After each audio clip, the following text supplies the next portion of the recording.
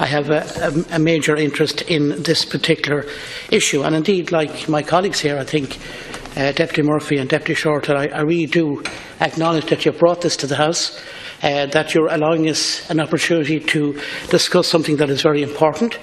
And I think it's something that we should continuously focus on, because certainly we do not want to end up in a situation where media is controlled by a few. And media is very important in this country, because I think the first radio broadcast took place on the 24th of April 2016, the Easter Rising.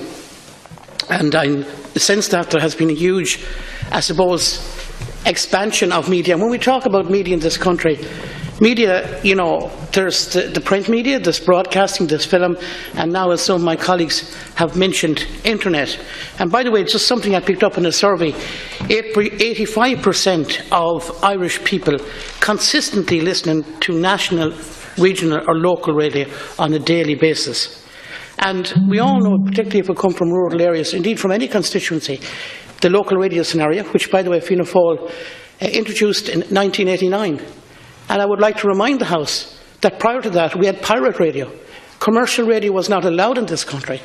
And I think something that seriously opened up the media regionally and locally was Fianna Fáil's brave decision at the time to introduce local radio, which was a very good decision.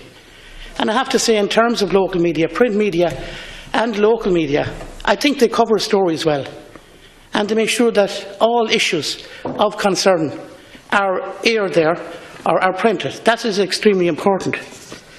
The importance of media plurality, and I want to be careful here because, like my namesake Deputy Murphy, I could get caught up in the pronunciation.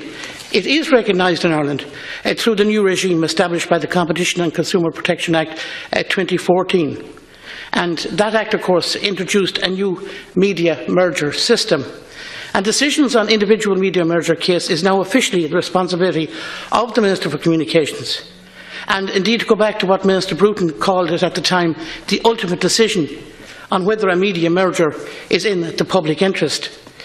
Competition and Consumer Protection Commission will still determine if a merger has taken place, and it should be allowed to go ahead on competition grounds. Now, I think we should acknowledge that has happened under the 2014 Act. That's not too long ago. And maybe in the future, and maybe in the years ahead, we will need to look at those acts again and make sure to ensure that the plurality exists in media. I would be a huge protector and a huge voice and a huge advocate of ensuring that media are free, that media isn't owned by a few outlets, a few individuals, a few powerful individuals. And I don't think the Irish people will ever allow that to happen. And there's a lot of talk this evening about fake news. It's amazing, the man who introduced that, Mr. Trump, a lot of us don't like his policies, but we're all talking now about fake news. I think it's interesting that's been brought into the debate. But it is important that we acknowledge the very good journalists that we have in this country, in print media, on radio, on TV, who have exposed many situations down through the years, many situations that did need to be exposed.